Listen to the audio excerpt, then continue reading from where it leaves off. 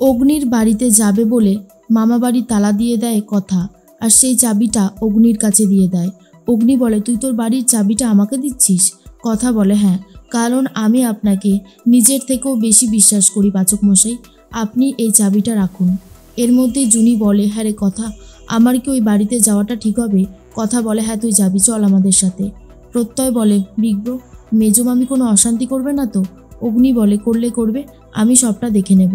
এদিকে শশীভূষণ ছোটকার সাথে কথা বলতে থাকে আর বলে, আমার কেন জানি না মনে হয় অরুণের মৃত্যুটা স্বাভাবিক মৃত্যু নয়, হয়তো ফ্যাক্টরির এমন কোনো কথা জেনে গেছিল, তাই ওকে অপরাধীরা শেষ করে ফেলেছে। ছোটকা বলে, এই ব্যাপারটা নিয়ে আমিও ভাবছি, একবার ফ্যাক্টরিতে যেতে হবে।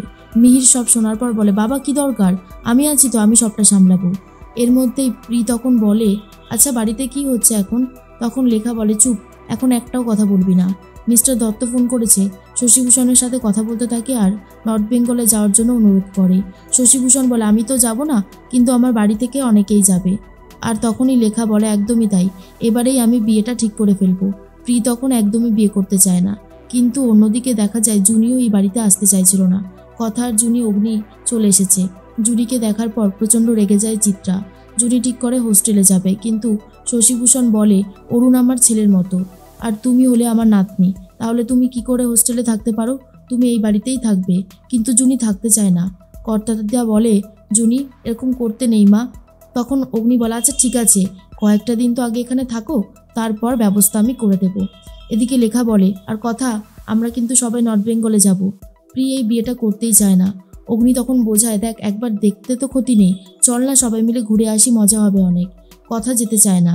অগ্নি তখন বলে, তোকে যেতেই হবে, তুই এইভাবে বাড়িতে মুখ গোমড়া করে থাকতে পারবি না, আমি তোকে থাকতে দেব না। এই বলেই ঘরে গিয়ে কথার জিনিসপত্র গোছাবে বলে ঠিক করেছে অগ্নি।